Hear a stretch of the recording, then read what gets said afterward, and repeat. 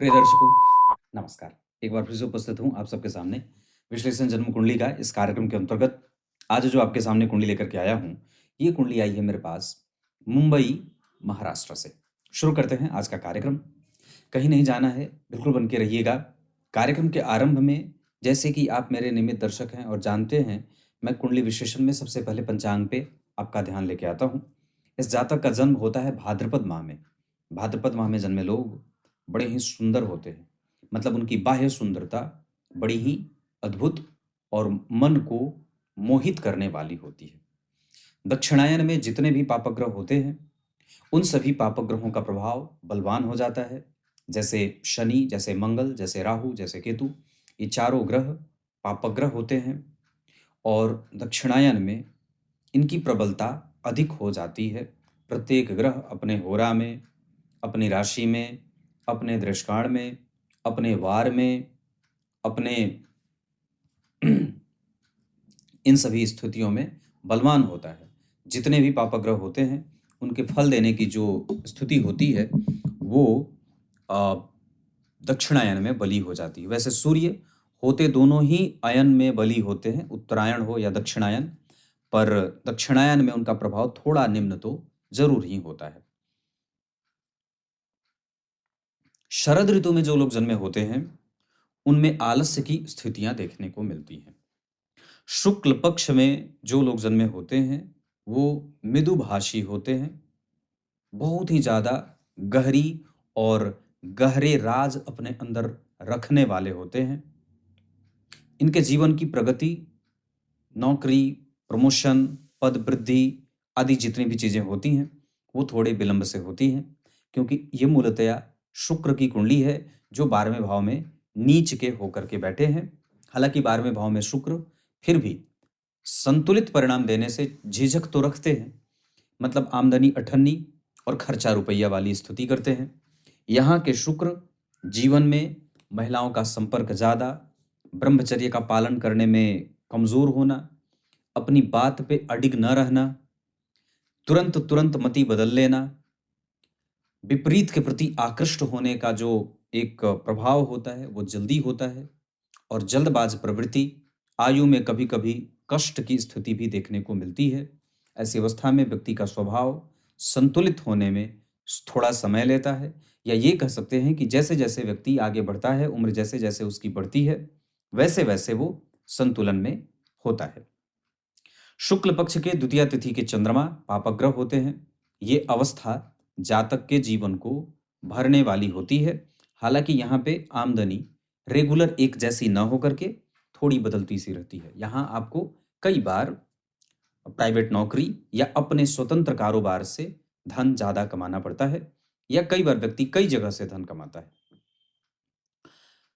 शुक्ल पक्ष के द्वितीय तिथि उत्तरा फाल्गुनी नक्षत्र, वस्तुतः इसके जो अधिपति देवता है, ये पूर्व सूर्य का नक्षत्र होता है उत्तरा फाल्गुनी, पर इसके जो स्वामी देवता हैं वो अर्यमा नाम के पितर हैं।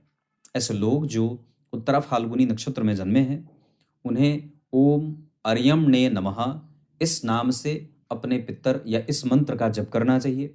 साथ ही साथ अपने पितरों के नाम पे अमावस्या के दिन निश्चित रूप से दान करना चाहिए। पूजा पाठ, दीपदान करना, दीप जलाना, गंगा जल का पान करना, समुद्र के किनारे जाकर के मंत्रों का जप करना, सूर्य को अर्घ देना, यज्ञ दान तप पूजा पाठ मंत्र, इन सभी चीजों से अपने आप को युक्त रखना, गुरु के सानिध्य में जीवन बिताना, गुरु दीक्षा लेना, गुरु मंत्रों का जप करना, और अपने आप को शुद्ध या तो वैष्णव बनाइए, या तो शैव बनाइए, या तो गाणपत्य बनाइए, या तो शाक्त बनाइए, है ना, या तो शौर्य बनाइए। तो कहने का अर्थ है कि किसी न किसी पंचदेवों में से किसी न किसी मंत्र से अपने आप को अभिषिक्त करिए, उनका आशीर्वाद और उनका प्रभाव अपने ऊपर रखिए। मांसाहार इस कुंडली के व्यापार और दिनचर्या को कमजोर करेगी। गलत मैत्री, गलत महिलाएं और कई बार अपने कामोत्तेजक भावनाओं के बहुत ज्यादा मजबूत होने के कारण, हालांकि उसमें कोई कमजोरी विशेष नहीं होगी, लेकिन शुक्र के ऊपर जब शनि की दृष्टि पड़ जाती है, तो कई बार व्यक्ति के व्यय, उसका जो धन है, उसका जो आत्मविश्वास है, उसकी जो कैपेसिटी है, उसका जो संरक्षण करता, जो उसके अंदर का व्यक्ति संरक्षण करता है, उसको कमजोरी में देखा जाता है। व्यक्ति को लगातार मेहनत करने में दिक्कतें आती हैं, वो लगातार काम करने में महसूस करता है, वो एक जगह पे टिक पाने में उसको दिक्कत होती है। ये चर प्रकृति की राशि बनी है। लग्न में जो राशि बनी है तुला राशि, भगवान शुक्र जो कि हमारे जन्म कुंडली में शुक्र देव हैं, वो साक्षात परशुराम अवतार हैं, है ना। परशुराम अवतार हैं और सत्य बोलने की शक्ति हमें देते हैं। इसका अर्थ होगा कि ये चर प्रकृति की कुंडली, शुक्र की मूल त्रिकोण राशि, एक अंश का लग्न बना। इसका अर्थ होगा कि यहाँ चलायमान व्यक्ति चलायमान प्रवृत्ति का है, वो एक जगह पे टिक करके रहने में उसे दिक्कतों का सामना करना पड़ता है, या कई बार वो टिक करके रहने में उसको दिक्कत होती है, या वो स्वतः अपना मन 2 महीने 6 महीने 10 महीने 2 साल 4 साल में भगाने लगता है, या उस जगह से उसको मन उसका भर जाता है। ये एक ऐसी राशि है जो शुक्र की मूल त्रिकोण राशि है, और शुक्र देव जब जन्म कुंडली में नीच के बैठेंगे, जिनके ऊपर गुरु की दृष्टि और तुला लग्न की कुंडली के लिए मारक ग्रह के रूप में सप्तम और द्वितीय भाव के स्वामी होकर के साक्षात मंगल देव इस कुंडली के मारक ग्रह हैं। सप्तम भाव के स्वामी होकर के लग्न में बैठ जाने से विवाहोपरांत व्यक्ति के जीवन में भी, विवाह के बाद भी, दाम्पत्य के होने के बाद भी आकर्षण प्रबल रूप से काम करता रहता है, और दूसरे महिला और पुरुषों के बीच में व्यक्ति को संपर्क में देखा जाता है। ये अवस्था न बने, इस वजह से अपने इंद्रियों पे संपूर्णतया विराम लगाने के लिए अपने मन की गति को स्वच्छंद न करके उनको स्थिर करने की आवश्यकता होगी, जहां व्यक्ति का भोजन उसे सबसे ज्यादा नियंत्रण में सहायक होगा। इसके अतिरिक्त 12वें भाव के जो शुक्र हैं और उत्तरा फाल्गुनी नक्षत्र, श्वेत आग के पुष्प की जड़ अपने गले में धारण करना चाहिए। शनिवार या मंगलवार के दिन जब कभी भी उत्तरा फाल्गुनी नक्षत्र बीते, उस दिन ये जड़ उखाड़ करके, श्वेत आग के पुष्प की जड़ उखाड़ करके अपने गले में धारण करना चाहिए, छोटे से चांदी के ताबीज में। और ये मंत्र मैंने जो कहा, ओम अर्यम्ने नमः, इस मंत्र का जप करना चाहिए। साध्य योग बहुत बढ़िया, बाल और कर्ण ये भी सामान्यतः ठीक है। क्षत्रिय वर्ण और मनुष्य गण, लग्न पे किसी भी ग्रह की दृष्टि नहीं, कोई भी ग्रह नहीं देख रहा है। लग्न पे केतु और मंगल का प्रभाव है। लग्नेश के ऊपर गुरु की दृष्टि और शनि की दृष्टि व्यक्ति को न्यायप्रिय और धार्मिक, और कभी जीवन में धर्म रहेगा, कभी जीवन में बिल्कुल भी धर्म नहीं रहेगा।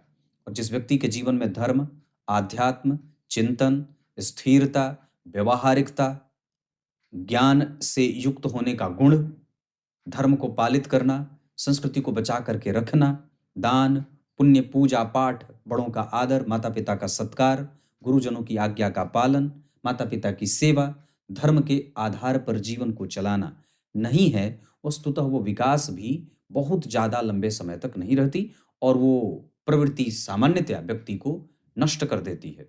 जो बड़े धनाढ्य व्यक्ति हैं वो बड़े धार्मिक होते हैं, है ना। जैसे आप उदाहरण में देख सकते हैं कि कितने लोग ऐसे हैं जो निश्चित रूप से धार्मिक भी हैं और धनाढ्य भी हैं और धन का दान भी करते हैं। तो हम जो मनुष्य साधारण होते हैं, इनमें प्रायः ये बात देखने को मिल जाती है कि हम धन को चिपका करके रखते हैं, त्यागना नहीं चाहते। इस वजह से कई बार हमारे पास धन की प्रायः कमी बनी रहती है। इतनी सारी चीजें हैं। क्षत्रिय वर्ण और मनुष्य गण के होने के कारण व्यक्ति में ईर्ष्या भी है, द्वेष भी है, छल भी है, कपट भी है, लालच भी है, मोह है, माया है, मात्सर्य है, आलस्य है, प्रमाद है। तो इन सभी चीजों से अपने आप को मुक्त करता हुआ सात्विक प्रवृत्ति के अंतर्गत अपने नेचर को रखने की आवश्यकता है, जहां आप शुद्ध भोजन कर रहे हैं, समय पे सो जाग रहे हैं, मित्रता कर रहे हैं, किसी को कड़वा और गाली गलौज नहीं कर रहे, अपने मन की बात करने के लिए किसी को बहुत ज्यादा दबाव नहीं डाल रहे, किसी के ऊपर हावी नहीं हो रहे, और राक्षसी वृत्ति, गंदे कपड़े, अभद्र कपड़े बिल्कुल नहीं पहन रहे, बिल्कुल सभ्य, साधारण, शांत, स्थिर और अपने आप को मतिमान बनाने के लिए व्यक्ति लगातार प्रयासरत है। यही वस्तुतः कुंडली कहना चाहती है। ये आपकी कुंडली का पंचांग है, जिसमें चंद्रमा पापक बने हुए हैं, और नक्षत्र के बारे में मैंने चर्चा की। वार बना है बुधवार, जो तुला लग्न की कुंडली के लिए राजयोग कारक ग्रह के रूप में बुधदेव विराजमान है, और जन्म कुंडली के 11वें भाव में 12वें और 9वें भाव के स्वामी होकर के पंचम भाव पे देख करके व्यक्ति को धार्मिक, कृतज्ञ और पूजा पाठ करने वाला, अपनी दशा काल में धन को सही दिशा में ले जाने वाला बनाते हैं। इतना ही नहीं, व्यक्ति को बुद्धिमान, इमोशनल, निर्णय लेने वाला, मजबूत इच्छा शक्ति का और श्रेष्ठ और कुलीन बनाते हैं। ये आपकी कुंडली का पंचांग है। अब यहाँ से आगे बढ़ते हैं और आपकी कुंडली के इनकी कुंडली के कुछ महत्वपूर्ण विषयों पे आपका ध्यान लेके आते हैं, जहाँ मैं सबसे पहले योग कारक और ग्रहों के बारे में चर्चा करता हूँ। तुला लग्न की कुंडली बनती है। यहाँ के योग कारक ग्रह पंचम और चतुर्थ भाव के शनि होकर के स्वामी शनिदेव योग कारक ग्रह हैं और महत्वपूर्ण ग्रह के रूप में अपनी परिभाषा सिद्ध करेंगे। और मुझे लगता है कि यहाँ पे तीसरे सबसे महत्वपूर्ण ग्रह के रूप में डिग्री के मामले में शनिदेव ही बन रहे हैं। प्रथम दृष्टया 29 डिग्री के चंद्रमा, दूसरे नंबर पे बन रहे हैं शुक्रदेव साक्षात 25 अंश 44 कला के, और तीसरे नंबर पे बन रहे हैं 25 अंश 39 कला के शनिदेव। इसका अर्थ होगा कि चंद्रमा जो इस कुंडली के दशम भाव के स्वामी हैं, वो इस कुंडली के आत्मकारक ग्रह होकर के एकादशवें भाव में बैठे हैं, पंचम भाव पे देख रहे हैं, तो व्यक्ति के मन की इच्छाओं की पूर्ति करवाने वाले और माता और पिता से प्रेम रखने वाला इंसान बनाएंगे।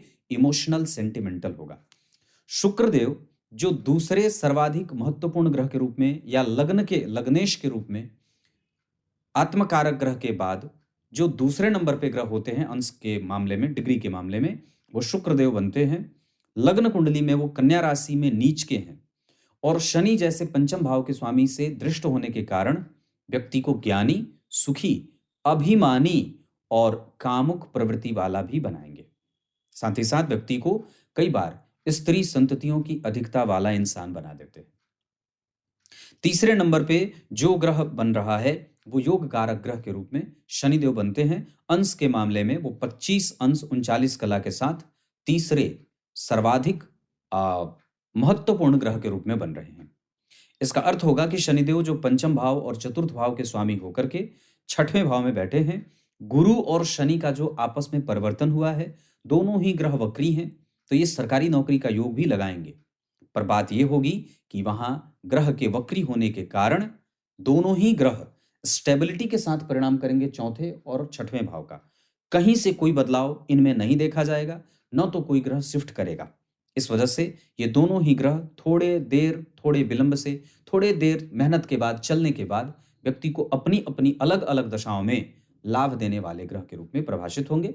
जहां व्यक्ति नौकरी पाए, मेहनत करे, रिकग्निशन प्राप्त करे और अपने आप को नियम में बांध करके रखने वाला हो, गतिमान हो, नैसर्गिक रूप से कर्तव्यों का पालन करने वाला हो, ऐसा हो जाता है।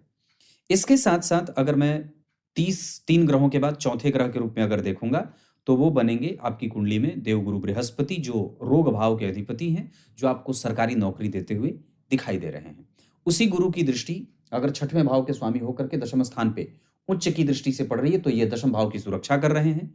और यहाँ पे उनकी दृष्टि जाने के कारण व्यक्ति के कारोबार में, व्यक्ति के व्यक्तित्व में, व्यक्ति के आचरण में, व्यक्ति के आयु में और व्यक्ति के सामरिक माहौल को मजबूत और मजबूती देने वाला बनाएंगे। गुरु और शनि दोनों का संबंध जब आपस में छठवें या चौथे भाव के स्वामी होकर के गुरु और शनि का संबंध बनेगा, तो ये व्यक्ति के जीवन में न्याय प्रियता, कर्तव्य बोध और माता और पिता का प्रेम प्राप्त करने वाला इंसान बना देंगे। इस कुंडली के लिए योग कारक ग्रह के रूप में मैंने बात करी, शनिदेव बनते हैं।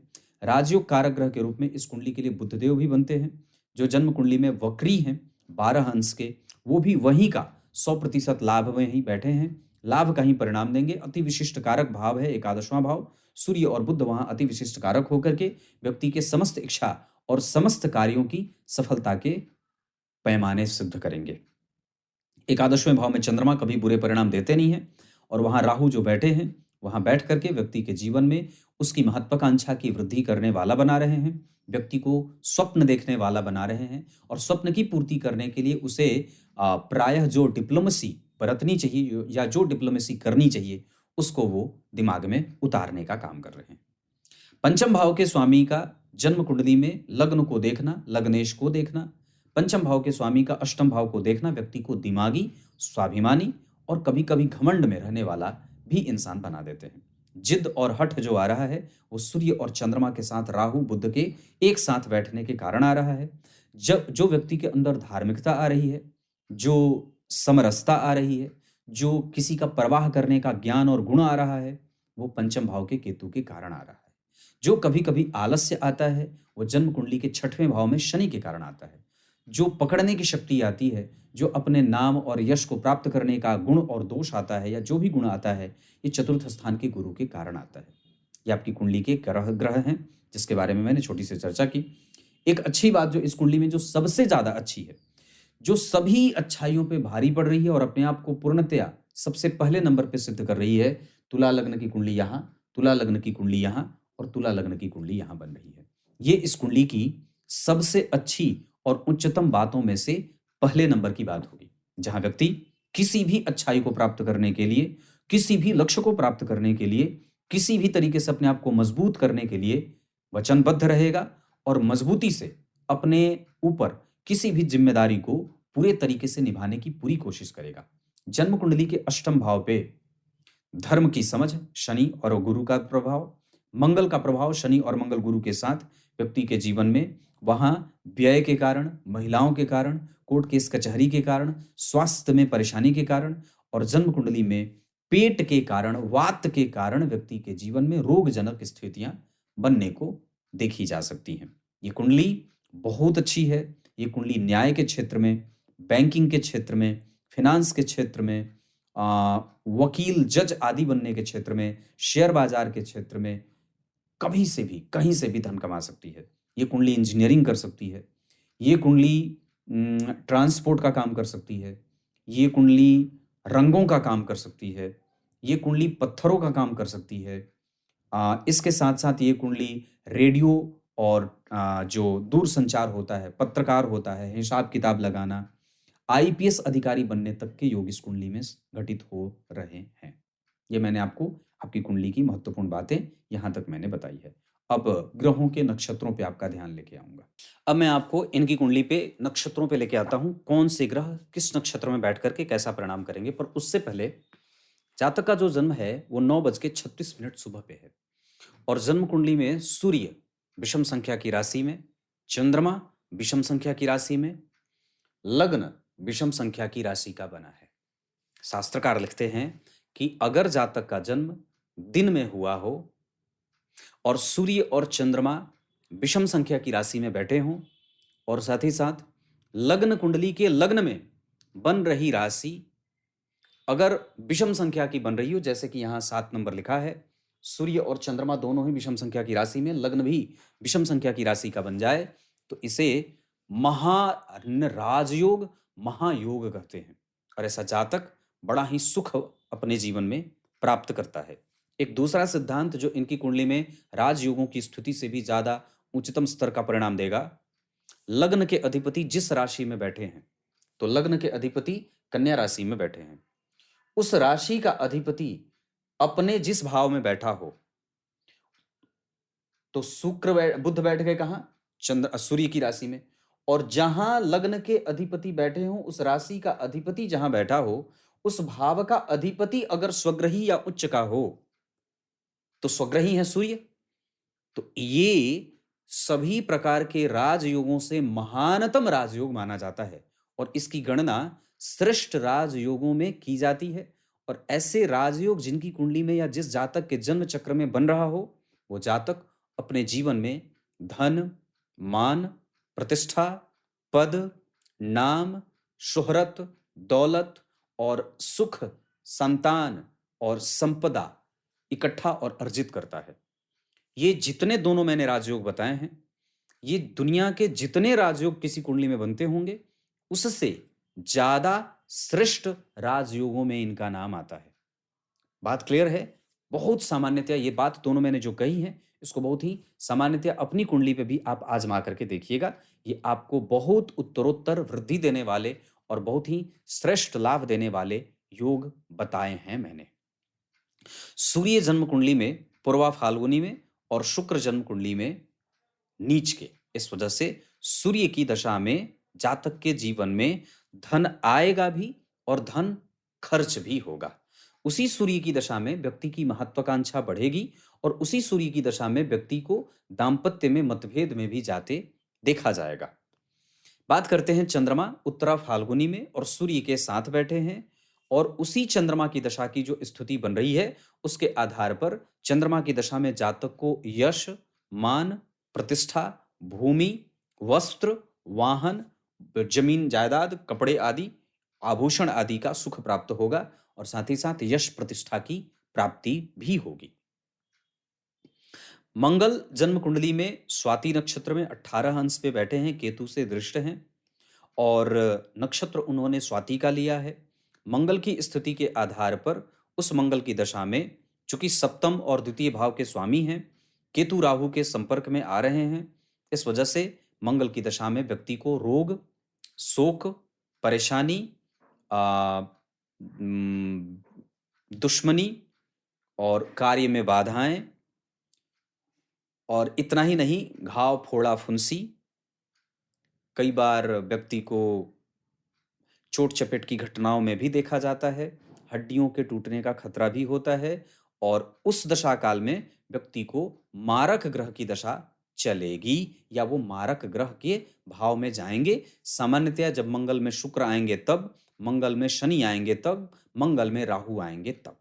ये मैंने मंगल के बारे में बात की। उस मंगल की दशा में जातक को थोड़ा बहुत व्यापार में भी रुचि पैदा होगी, व्यापार अच्छा चलता रहेगा और कम से कम वो नियमित दिनचर्या का पालन करने के प्रति आशान्वित या आस्था रखने वाला होता है उस दशा काल में। लेकिन मंगल की दशा में व्यक्ति को अपने माता के स्वास्थ्य की, साथ ही साथ अपने पत्नी के स्वास्थ्य की, स्वयं के भी स्वास्थ्य की ध्यान रखने की आवश्यकता होगी। बुध जन्म कुंडली में बैठे हैं मघा नक्षत्र में और केतु से दृष्ट हैं। उस बुध के ऊपर किसी भी शुभ ग्रह का कोई प्रभाव नहीं है, लेकिन एकादशवें भाव में जिस स्थिति में बैठे हैं उसके आधार पर वो आपको निश्चित रूप से धनवान तो बना ही देंगे और अपनी दशा काल में वो आपको धर्म और शास्त्र की समझ रखने वाला इंसान भी बना देंगे। उस बुध की दशा में व्यक्ति के जीवन में करियर से व्यय थोड़ा हो सकता है, पिता माता से मतभेद थोड़े बहुत हो सकते हैं। उस बुध की दशा में व्यक्ति को अपने जन्म स्थान से दूर जाना पड़ता है।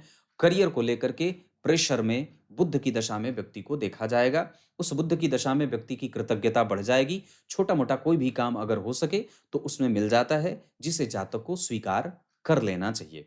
उस बुध की दशा में व्यक्ति का कम्युनिकेशन, धर्म का बल, भाग्य का सुख और साथ ही साथ अपने ज्ञान और बुद्धि के बल पे व्यक्ति धन कमाने की स्थिति में अग्रसर होते हुए देखा जाएगा।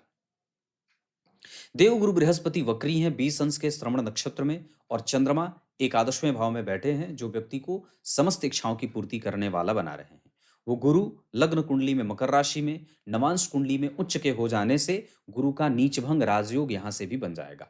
और चूंकि लग्न कुंडली में भी ग्रह केंद्र में बैठा है, नवांश कुंडली में भी केंद्र में बैठ करके व्यक्ति के जीवन में इस बात को बता रहे हैं कि व्यक्ति पूर्व जन्म में भी धर्म करने वाला था, उसके कृत्य अच्छे थे, इस वजह से उसे ये जन्म मिला है और फिर से वापस व्यक्ति इस जीवन काल में एक अच्छे पद पे विभूषित होते हुए संपूर्णतया संतुलित जीवन जीते हुए मृत्यु को प्राप्त करेगा और कभी भी किसी के सामने हाथ नहीं फैलाएगा।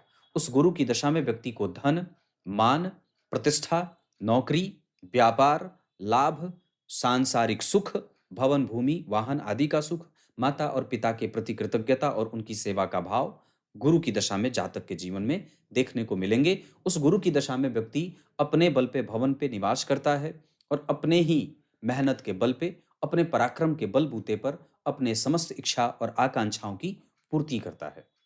जहां तक बात करेंगे शुक्र की, तो लग्नेश होकर के 12वें भाव में व्यक्ति के जीवन में आमदनी ज्यादा और व्यय ज्यादा की स्थिति बनी रहती है, पर फिर भी व्यक्ति देश विदेश में भी घूमता हुआ धन कमाते देखा जाता है। शीघ्र निर्णय लेने वाला भी होता है। जल्दबाजीपन की प्रवृत्ति उसके जीवन में प्रायः उसे कई बार परेशान और कमजोर करती है। चित्रा नक्षत्र में बैठे हैं शुक्रदेव। नवांश कुंडली के आधार पर और दशमांसा चक्र के आधार पर व्यक्ति जीवन में कर्म क्षेत्र में शुक्र की दशा में लाभ होगा, प्रतिष्ठा की वृद्धि होगी, सांसारिकता बढ़ेगी, सुख प्राप्त करने का योग बनेगा।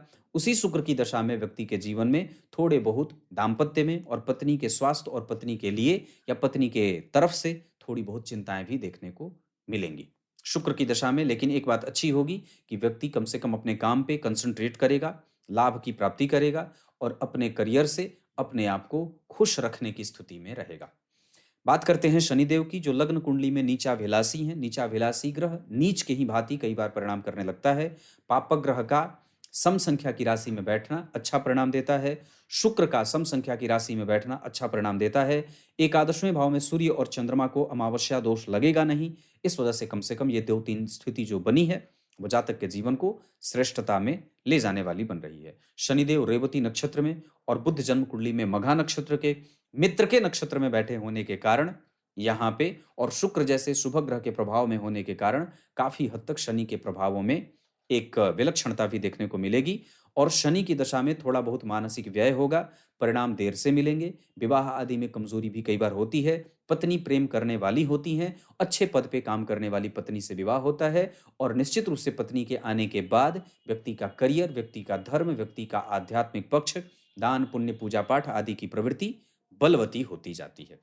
राहु जन्म कुंडली में एकादशवें भाव में पूर्वा फाल्गुनी नक्षत्र में शुक्र के नक्षत्र में बैठे हैं और ऐसी स्थिति में कि राहु आपको कई जगह से धन देने वाला, महत्वाकांक्षी, चिरायु और श्रेष्ठ बुद्धि का बनाने के साथ साथ धर्म करेंगे तो बहुत ज्यादा, अधर्म करेंगे तो बहुत ज्यादा। अपनी दशा काल में व्यक्ति यही करता है और कई बार दूसरों की बातों पे उसे विश्वास थोड़ा कम सा होता है। राहु की दशा अभी चल भी रही है जो 2037 तक चलेगी। इस दौरान हमें अपने मन पे, अपने बुद्धि पे, अपने इंद्रियों पे, अपने गलत मैत्री में जाने से बचना चाहिए। जो भी निर्णय ले रहे हैं उसको संतुलित तरीके से अपने किसी बड़े व्यक्ति से पूछ करके, सलाह ले करके तब उस निर्णय में उतरने की आवश्यकता है। लग्न कुंडली में सूर्य सिंह राशि के बैठे हैं, राशि के अधिपति के साथ राहु बहुत अच्छा परिणाम भी आपको दे सकते हैं जो जाते जाते आपके करियर, आपके लाभ, आपके गेन के प्रभाव को विकसित करने के साथ साथ उसमें एक साम्यता लाने की पूरी कोशिश करेंगे। ये आपकी कुंडली के विभिन्न ग्रह जो विभिन्न नक्षत्रों में बैठे थे। नवांश कुंडली में जो स्थिति बन रही है उसके आधार पर विवाह के बाद व्यक्ति के पद की वृद्धि, प्रेम का प्रभाव, प्रेम विवाह के तो योग ऐसे मजबूती से नहीं बन रहे हैं पर फिर भी कम से कम यहाँ पे दाम्पत्य बहुत अच्छा देख रहा हूँ। विवाह करना हो, मकर राशि मकर लग्न, कुंभ राशि कुंभ लग्न, कन्या राशि कन्या लग्न और संतति के मामले में स्त्री संतति का मालिक होते देख रहा हूँ। धन कमाने के लिए व्यक्ति की कुंडली के आधार पर उसे उत्तर दिशा की तरफ जाना चाहिए।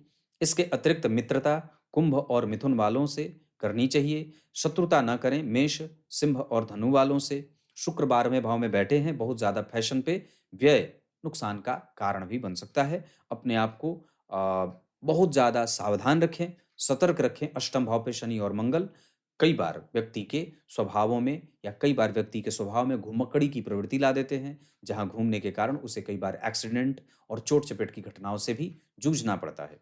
एक बार अगर पेट की समस्या घुस गई तो वो जीवन भर आपको पीछा नहीं छोड़ेगी। इसके अतिरिक्त अगर एक बार जो आप किसी बड़ी महिला या छोटी महिला या जो भी अगर विपरीत के प्रति आकृष्ट हो गए या उससे बंध गए तो फिर वो आपके बाद में भविष्य का महान दर्द बन जाएगा जो आपकी समाज में बड़ी ही ज्यादा किरकिरी कर देगा कि चलने लायक भी ना रहे। इस स्थिति से अपने आप को बचाने की आवश्यकता होगी। कोई भी शुभ कार्य करना हो आप बुध की दशा में, सूर्य की दशा में, शनि की दशा में और गुरु की दशा में कर सकते हैं। लाभ सूर्य की दशा में, संतान, दाम्पत्य, विवाह मंगल और शनि की दशा में। इसके अतिरिक्त इस कुंडली में शुक्र की दशा में विदेश यात्रा, बहुत ज्यादा विदेश जाने की कोई आवश्यकता नहीं, आप अपने घर के निकट भी रह करके काफी अच्छा धन कमा सकते हैं। पहले सरकारी नौकरी की कोशिश करिए, उसके बाद आपको जो व्यापार करना हो आप व्यापार में जा सकते हैं। इतनी सारी चीजें, व्यक्तित्व तो अच्छा है, अष्टक वर्ग के आधार पर पैतृक संपत्ति अच्छी है, मेहनत भी ठीक है। इस कुंडली में संपत्ति भी बहुत अच्छी प्राप्त होगी और निश्चित रूप से ये कुंडली एजुकेशन के मामले में थोड़ी बहुत कमजोर हो रही है, हमें वहां पे और भी ज्यादा फोकस बढ़ाने की आवश्यकता है। व्यापार और नौकरी में व्यापार से पहले नौकरी की कोशिश करें, फिर अपने व्यापार के बारे में विचार करें। इस कुंडली में रिसर्च बहुत अच्छा है और आरंभ में अगर देखें तो पत्नी विवेकवान मिलेंगी और इस कुंडली का भाग्य भी बहुत अच्छा है। अष्टक वर्ग में लगभग सभी भावों को अच्छा अंक मिलते हुए देखा जा रहा है। ये कुंडली व्यय के कारण, अतिरिक्त व्यय के कारण और समाज का जो एक तबका है वो आपसे तो बहुत सारा सुख प्राप्त कर लेगा पर जब आप जाएंगे उसके पास तब आपको वो सुख नहीं मिलेगा। इस वजह से अपने आप को बहुत शांत रखें। पत्नी से मतभेद 6वें भाव के मंगल कई बार देते हैं। चंद्रमा मित्र की राशि में बैठे, इस भाव का अधिपति उच्च का बैठा है। शनि स्वग्रही, राहु द्वितीय भाव में बैठे, द्वितीय जन्म कुंडली के अष्टम भाव में बैठ करके कई बार आपके प्रभावों को वृद्धि में भी लेकर के जाने वाले बन रहे हैं। हालांकि यहाँ पे कई बार व्यक्ति के जीवन में धन और ऋण का संयोग भी देखा जाता है। उच्च के गुरु बुध के साथ पंचम भाव पे शुक्र और गुरु का प्रभाव या शनि का प्रभाव बहुत ही ज्यादा अच्छा दाम्पत्य दिखा रहा है। क्लियर है? दशमांसा चक्र में चंद्रमा और शुक्र का जो प्रभाव बना हुआ है वो दोनों एक दूसरे से नवम पंचम में बैठे हैं। सप्तम में गुरु स्वग्रही, शनि चतुर्थेश होकर के चतुर्थ भाव को। दशमांसा चक्र बहुत अच्छा, बेहतर और बेहतरीन बना हुआ है। दशमांसा चक्र के योग कारक ग्रह शनि बनते हैं और केंद्र में ही बैठे हैं। दशमांसा चक्र का लाभेश केंद्र में बैठा है। दशमांसा चक्र का लग्नेश केंद्र में बैठा है। इस वजह से इस कुंडली में लगभग लाभ, श्रेष्ठता, नौकरी, प्रतिष्ठा, समझने की शक्ति, दृष्टिकोण, कम्युनिकेशन, कर्म से सुख और निश्चित रूप से लाभ प्राप्त करने का योग करियर क्षेत्र में बना हुआ है। करियर को लेकर के कोई घबराने की बात अब नहीं है। मैं एक बात और कह दूं तो इस कुंडली में हमें बजरंगबली की पूजा भी स्वतः कर लेनी चाहिए, क्योंकि नवांसा कुंडली के पंचम भाव पे शनि का प्रभाव है। गुरु बुध बहुत अच्छा बैठे हैं। केतु और मंगल के कारण यहाँ पे काफी हद तक एक छोटा सा निगेटिव प्रभाव भी देखने को मिल रहा है। सास और ससुर के सुखों में थोड़ी बहुत कमजोरी देखने को मिल रही है, लेकिन विवाह बचाने के लिए व्यक्ति पुरजोर कोशिश करेगा और विवाह टूटने जैसा कोई योग नहीं बना हुआ है। जो मैंने राशियां बताई हैं उनसे विवाह करेंगे तो उनसे आपको ज्यादा ठीक ठाक रहेगा। अभी सबसे अच्छी दशा आपकी कुंडली में आएगी 2030 से। थोड़ी बहुत अच्छी दशा 2027 के सितंबर से भी देखने को मिल रही है। जुलाई से भी कुछ हद तक 2027 से योग बदलने का योग चल रहा है। अभी के तत्काल समय के आधार पर एक लाजवर्त धारण करने की आवश्यकता भी बन रही है। तब तक के लिए बहुत बहुत नमस्कार।